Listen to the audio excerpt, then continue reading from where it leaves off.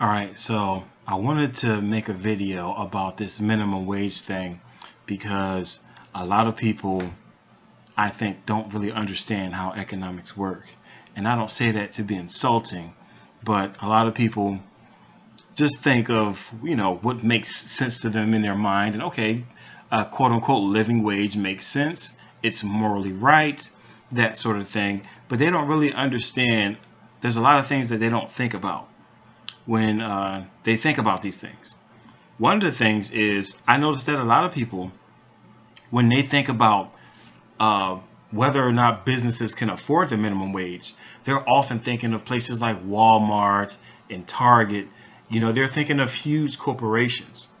They're not really thinking of smaller companies.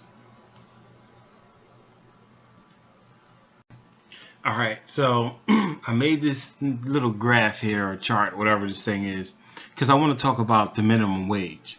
And I'm going to give you an example of how the minimum wage will affect the workforce. This is a very simple example, obviously, right? So I'm just going to explain it, and hopefully it'll make sense.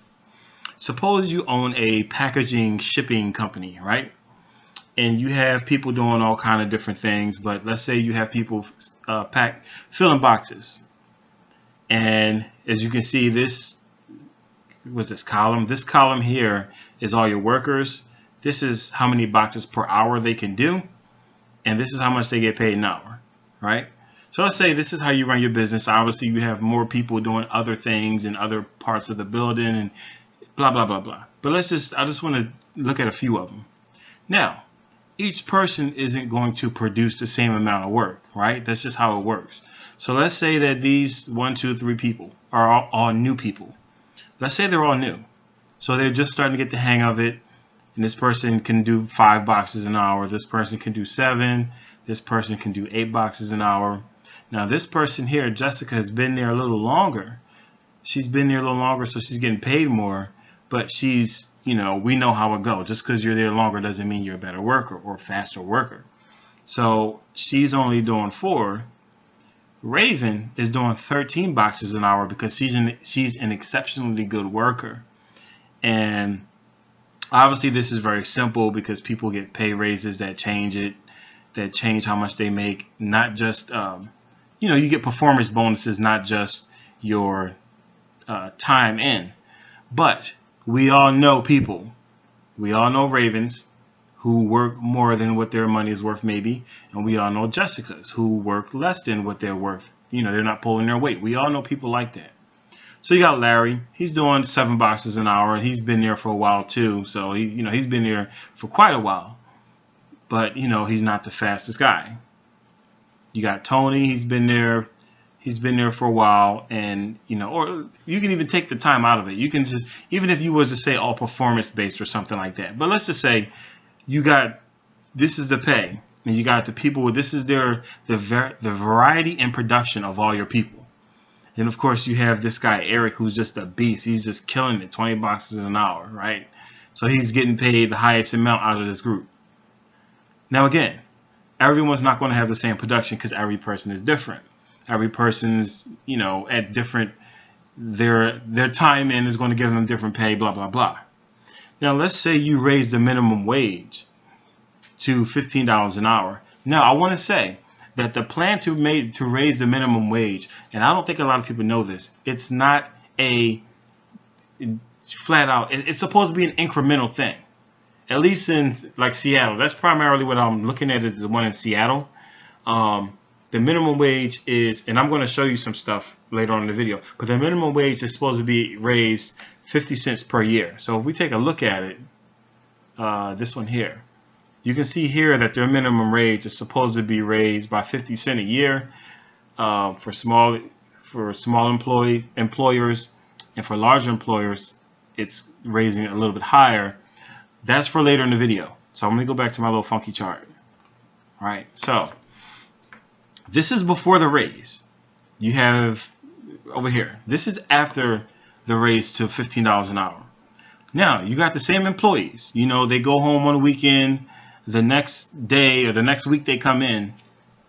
the people that was making $8 an hour are raised up. Now again, I'm not trying to confuse nobody. This right here is dealing with the dramatic jump to 15 that most people probably expect or want to happen. Later on, I'm going to deal with the incremental changes. So I don't want to confuse you because I just showed you the chart of the incremental changes. And I probably shouldn't have did that. That's for later. But for now, I'm going to deal with the idea of everyone deserves $15 an hour, the kind of thing that people say, or everyone deserves a living wage. And I'm going to show you what's going to happen if you made a dramatic change like that. Later on, we're going to look at the subtle change. So, so after the raise to minimum wage, you have the same people. And I got my names wrong. Where's Charles? Charles is gone. All right, so you got the same people. Charles, who's only making $5 an hour, he's making $15 an hour. Whereas before, if you look at the people who was getting paid around $15 an hour, they were doing 12, 13, 7, and then, it's not, there are some people that was making more that was doing less than others. But the whole point is, if you had to pay people, like if you look at this side, and generally, the people who are doing more boxes are getting paid more. Generally. You have some anomalies in there. You got some people that's dragging their feet. But generally, people are getting paid more who are better workers. That's not always the case, which is why I got a few numbers in there. If you had to raise the pay of the people who are doing the least amount of work to a rate that is comparable to the people who are doing a good amount of work, would you pay that? Like, would you pay a guy? Now, mind you, when the minimum wage is raised, the company's, their profit doesn't change. It actually goes down, obviously, because you're paying people more. But it's not like you raise the minimum wage and then all of a sudden they're selling more items. So you're going to automatically get more, more money to spread around. It's like you're taking the same pie and you're cutting bigger slices. So somebody's going to suffer, most likely the business owner. But here's the thing. If you were paying people $13 an hour, $20 an hour, and this is what they're giving you, 10 boxes, 18 boxes, 20 boxes, 12 boxes, you got 7 here, would you keep these people?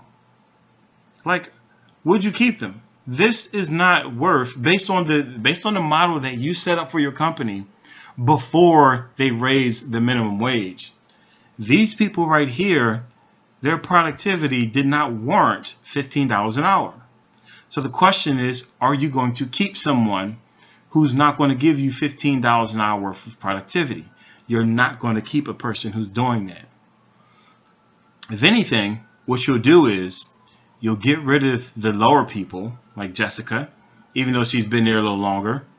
So now, let me explain this before I go on. And I'm not a math guy, so bear with me through this. It may be a little rough. Now, if, let's say Jessica was making $11 an hour before the minimum tax raise. The new people got jumped up to $15 an hour.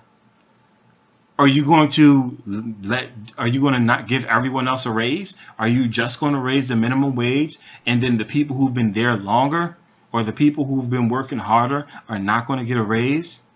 Like, I was actually at a company that did that and I had mixed feelings about it.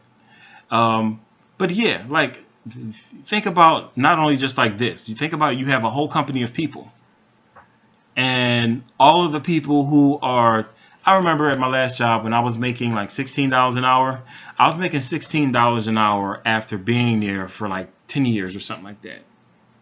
New people came in making $16 an hour. That was kind of an insult to me, because it's like, yo, like, I put in time. I've been here 8 years, 10 years or something like that. I put in time to earn this. And this new person comes in and you're just going to give him that. So basically you're saying that my experience isn't worth anything. That's how I felt, and I actually said that. Probably sounded like a big jerk. And I said, look, I don't mean any disrespect to the new people. I understand that there's nothing, you didn't do anything wrong. That was my point. You didn't do anything wrong. I just can't help but have this kind of feeling. So are you going to go through that with all of your employees to where you had people making $11, you had people making $13, but then the new people who don't know nothing are getting paid more than them, getting paid $15, right? And a person may say, well, it doesn't matter because they deserve this wage, or it doesn't matter, they should have been paying more before. I don't know what people may say, but when you think about these laws and things like that, you have to think about reality. You're not just looking at numbers, you're looking at people who will make choices.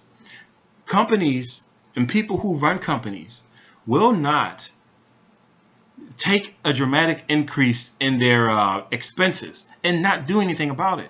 Otherwise, your goal as a business person is to make money. Especially if you're a publicly owned company, those stockholders, somebody's head is going to roll. If there's a dramatic loss of profit because your operating expenses go up. Right? There are so many things that I would love to talk about regarding this, but let's just stick to this for now. So, you're not going to pay $15 an hour for somebody that's just going to do 5 boxes when you was paying $13 an hour for somebody that was doing 12. You're not going to do that. So you're going to fire this person. Either you're going to fire these people that are really low, or you're going to go to them and say, $15 an hour, new requirements. Since we're paying $15 an hour, we need to get X amount of boxes out of you. Now, what if these people are unable to get that? And especially Jessica, because like I said over here, Jessica is a person who's been there for a while. She's not making $8 an hour. She's been there for a couple of years or whatever. But we know just because someone's there longer doesn't mean that they're a better worker, faster or more efficient, whatever. Sometimes they're just there longer. And what if she can't make the new quota? What if the new quota for $15 an hour, she's making 18? That's even worse. What if the new quota for $15 an hour is, we want to get more bang for our buck since we have to pay more. So now the new requirement is 10 boxes an hour to start. After your 30 days or whatever, you need to be making 10 boxes an hour. But you got people, okay, Jessica, you're making $18 an hour now. We need from you, we need 15 boxes. What did I say? 10? Let's say 10 boxes an hour, and then down here we need 15, and then down here we want 20. Like the highest one, we want 20. This may not be hard for these two people, but think about it. There are going to be people in this group who can't do the 10 boxes an hour, who can't do the 15 boxes an hour. And by them doing that, they'll be unable to meet their job requirements. This is just how things happen. In fact, at the job I was telling you about, this is literally what happened. They said we're raising the minimum wage to $16.50 or $16.80 or something like that. But what they said is this will allow us to hire better people. We're going to raise. They literally said this, like in a meeting, in a big meeting with all the people there. They literally told the employees this. They were very transparent. So that was pretty cool. But that's what they said. They said we're raising our minimum wage. The minimum wage before was like $10 or something like that. But they raised it to 16. Awesome. That was pretty good. But what they did was they raised their expectations. Companies are going to do this. Nobody's going to pay more for the same amount of work. You're not going to pay Charles $15 an hour for 5 boxes when you was paying him $8 an hour for 5. It's just not going to happen. You're going to get rid of Charles. You're going to get... My cat's acting crazy. You're going to get rid of Jessica. You may get rid of some of these other people too. You may have a revolving door for a little bit until you get the hard kind of workers like Raven here. I got her boxes wrong. Raven, you was on 13. Like Raven here, who was giving you a bang for your buck, because she was doing more than everyone else. She was the third highest but for her range, around her range, she was kicking butt. You're going to look for those kind of people. So who's going to suffer from you raising the minimum wage in this example? It will be the lower skilled workers. The lower skilled workers are going to suffer, and they're going to lose their jobs because you're as a company who's paying $15 an hour, you can't afford to have a dude making 5 boxes. You can't afford to have a woman, especially if she's been there for a while, making 4 boxes an hour, making $18 an hour. That's just how businesses think. That's how a good business thinks, because you're thinking about efficiency and profit and all that other stuff. Now, here's another scenario to think about. Suppose this company says, you know what, we need all of these people. How many? 1, 2, 3, 4, 5, 6, 7, 8, 9. So what if they said we need 10 people, right? So we need 10 people, but we have people here that are not that they're not picking up the slack. So what this company could also do is it could get rid of these people that are really low, replace them with temps, and actually hire more temps, because they don't have to pay temps health insurance. So you can pay a temp, or the temp company or whatever could pay this person $15 an hour, but you don't have to pay for health insurance for a full-time employee. So even if you had to hire more of them, you could save money by not having to pay that insurance. In this scenario, this company could hire or let go of temps during certain times of the season and that sort of thing, instead of having to continually hold X amount of slots. This would give them a lot of flexibility and control over their operating expenses.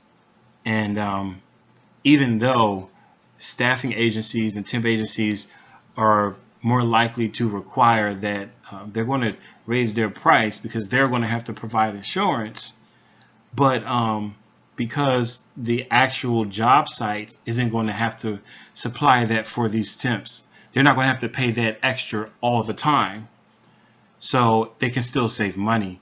And what that will do is raising the minimum wage will help Eric, Leah, Shonda, Raven. It will help the people that are like at the higher end, but the people who are lesser skilled are going to suffer. Now, if you think about that, not only at this one company, but if you think about all of the companies that have minimum wage people.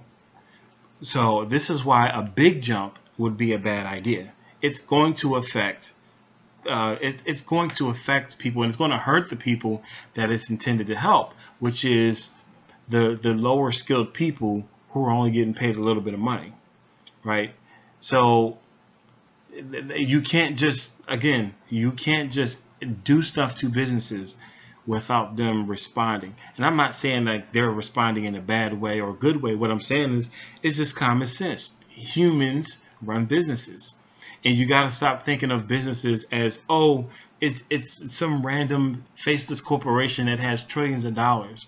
You got to stop thinking of it like that and start thinking of it as people, as an organization run by people who will respond when you put regulations and things on them. Now, there's one more thing I wanted to look at. I want to show you a real life possible scenario of how raising the minimum wage can negatively affect a lot of people. Now, I'm on Seattle.gov. You can see, if you go to this site, it'll tell you all the details about this minimum wage and how they plan on raising it and that sort of thing. I showed you their incremental plan, and as you can see, for 2018, their plan for large employers who contribute towards the employees' medical benefits, their plan for 2018 is $15 an hour for large employers. For small employers with the same scenario, contributing towards medical benefits, their plan is $11.50, or it should have been implemented already at this point because it's July. So I want to show you a real life scenario of how this will affect people, because people don't think it will affect people. And I'm going to talk slowly because I'm going to go over a whole bunch of numbers and I don't want to confuse anybody. So bear with me with this. All right, so I made this chart to show you, to give you an example of what could happen and what probably would happen or will happen. Now, what you have here is I have two companies. These two columns are two companies. This is a small company. This is a large company. So what I have here is I'm comparing over here in this column, I'm comparing the cost, how much it will cost for both companies to pay 150 people the minimum wage. So I'm going to compare, so for example, this box here is a small company that is paying, first I started both of them off at $11 an hour. Like, let's say both companies just pay their people $11 an hour to start. And then I compare that to the wage increase, and for the small company, that wage increase is going to go up to $11.50 an hour. For the large company, that wage increase is going to go up to $15 an hour. So just this right here. So I'll just put this in the chart, and I'm using two made-up companies as an example. All right. Please forgive me if I'm talking slow. A whole bunch of numbers. I don't want to confuse myself or nobody else. All right. So here we go.